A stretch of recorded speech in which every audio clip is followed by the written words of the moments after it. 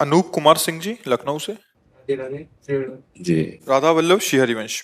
गुरुदेव भगवान, हमारे करोड़ों करोड़ों जन्म हुए, ये भी जन्म हुआ जिसमें हम अपने कर्मों के फल से सुख या दुख को भोगते हैं। गुरुदेव भगवान, हमारा पहला जन्म क्यों हुआ जिसके बाद हम कर्मों की वजह से विभिन्न योनियों में भटक रहे हैं? तुम हो ही नहीं, अपने को जानते ही नहीं हो।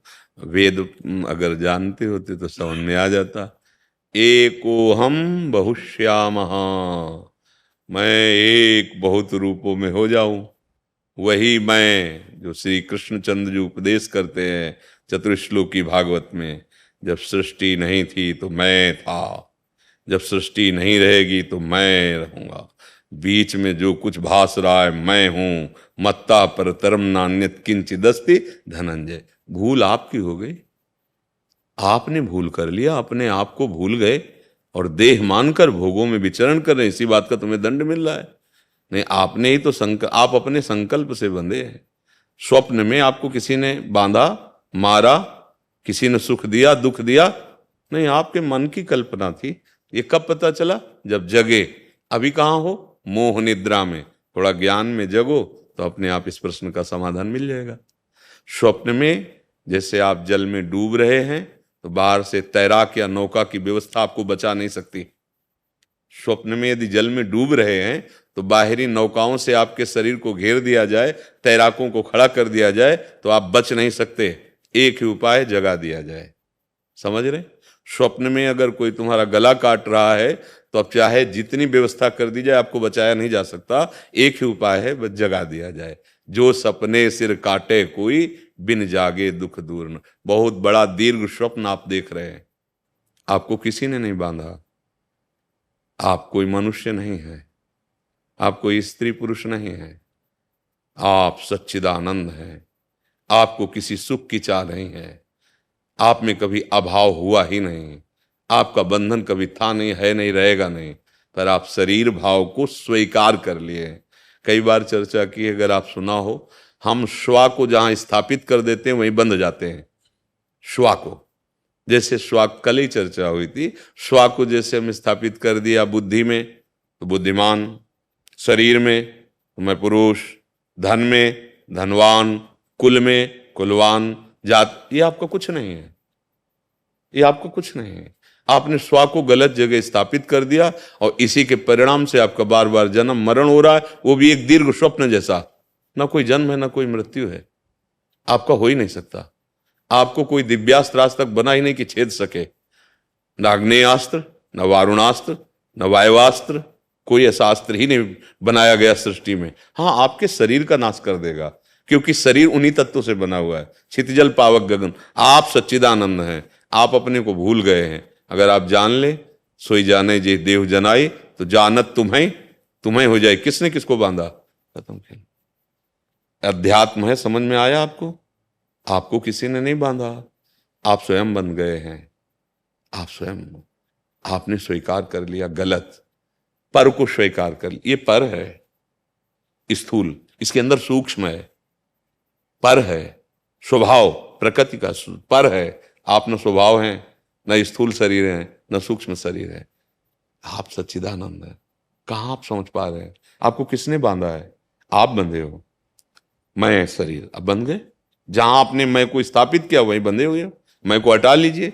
सबकी ममता ताग बटोरी, मम पद मने बांध बरडरी हो गए। समदर्शी इच्छा कछुना ही आ गए, आ गए अपने स्वरूप में। फिर आप देखोगे कि आपके सिवा कोई है ही नहीं। आप ही आप है। भक्ति में आप ही आप है। समझ रहे? ज्ञान में आप ही आप है। एक ही बचता है, दूसरा कोई है नहीं। ये जो दूसरा नानात्व दिखाई दे रहा है, यही माया है। माया भ्रम। जास कृपा सब भ्रम मिट जाई, गिर जा सोई कृपा। भजन करो भैया और विचार करते रहो सत्संग के द्वारा सुन के, तो आपका निर्णय सही होता चला जाएगा। आपको किसी ने बांधा नहीं, आपकी इच्छा ने बांधा है। आप इच्छा रहित हो जाइए, आप वही हो गए। ब्रह्मविद ब्रह्मवि भवति। वही है जहां से शुरुआत हुई थी भटकने की। बहुश्यामा से एकोहम में आ जाओ, अनुभव हो जाएगा आप कौन है और कब बंधे थे और कहां बंधे थे। यद्यपि मृषा छूटति कठिलई, नाम जब भगवद आश्रय, तो मामे प्रपद्यन्ते माया में ताम तरंती थे। कोई संशय आपको? हाँ प्रभु, आप कोई और नहीं। गंगा जल का एक बूंद भी गंगा जल है, एक चम्मच भी गंगा जल है, एक टैंकर भी गंगा जल है।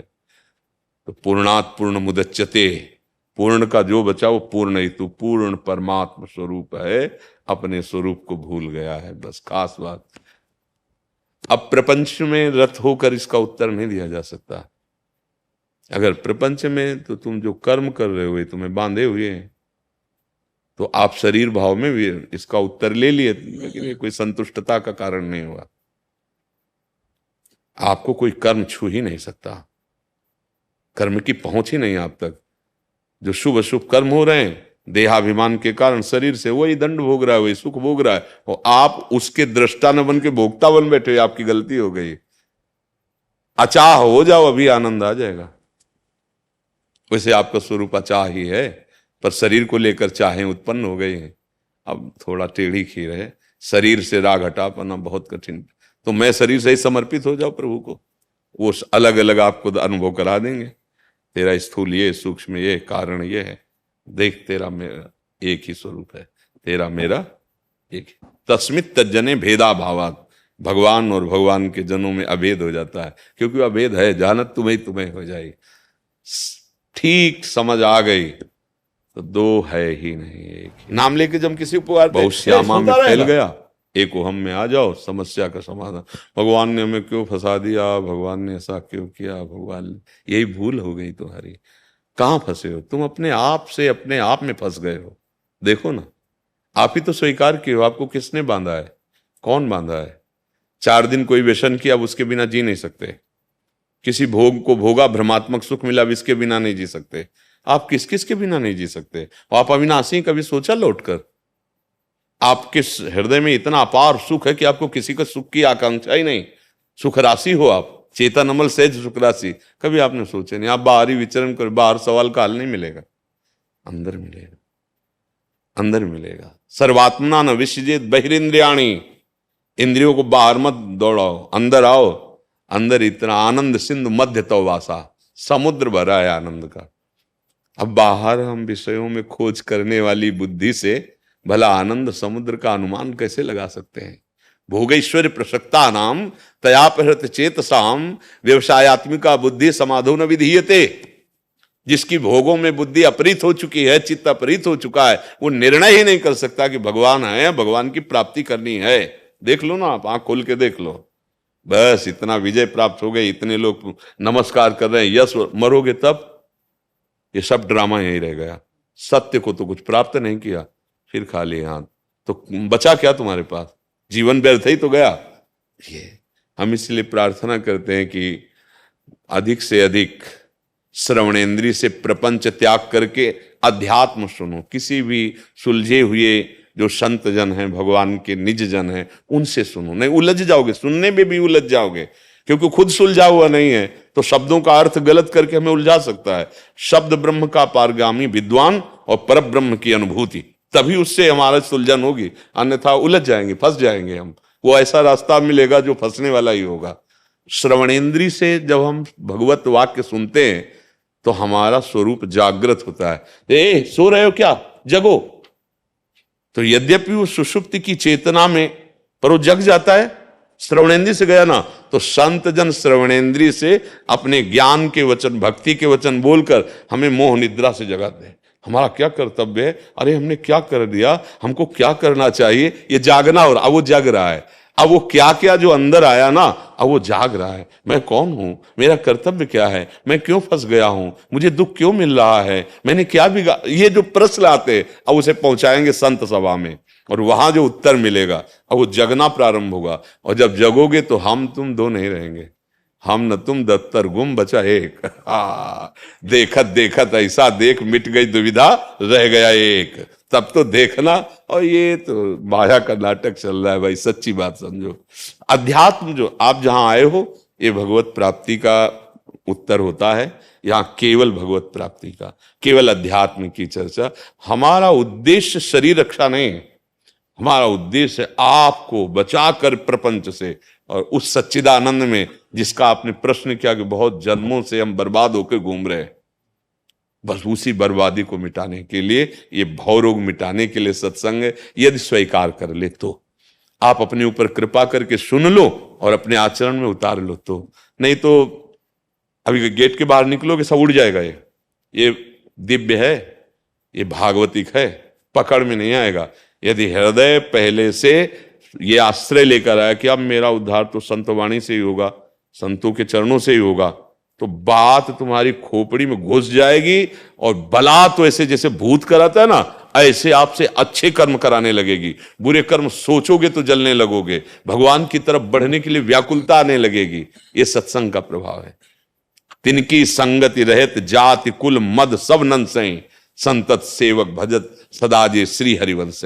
अगर भगवत प्रेमी महात्माओं का संग हो तो उनके मुख से ऐसी भगवत चर्चा निकलती रहती कि सब अभिमान गलित हो जाता है और हम भगवान की तरफ चल पड़ते हैं। अहो भाग्य है आपका जो आप प्रभु की तरफ चलने का उत्साह रखते हैं। आपने संत सभा में आके प्रश्न किया, आप सच्ची समझ लो आप वही हो जिसकी खोज करने चल रहे हो। जब खोज के पाया तो खोजने वाला नहीं रहा, क्योंकि वही निकला। जब मैं था तब हरि नहीं, और अब हरि है रहत एक हिला। तो पहले जो मैं था वो देहाभिमान था, वो जहां हटा शुद्ध अहम मैं, तो वही मैं जो श्री कृष्ण कह रहे मैं पहले था, मैं बाद में रहूंगा, मैं ही मैं बीच में, मत्ता परतरम नान्यत किंचित अस्ति धनंजय, मेरे सिवा किंचित मात कुछ। अब ये समझ में नहीं आएगा। जो राग द्वेषमयी बुद्धि है उसमें समझ में आएगा। जिसको जो कर्तव्य मिला है अपने कर्तव्य के ठीक अनुसार बर्ताव करो, पर देखना सब में भगवान है, आप मुक्त हो जाओगे। क्योंकि स्वांग मिला है ना, स्वांग मिला है। जो स्वांग मिला है उस कर्तव्य का पालन करो। तुम वो हो नहीं।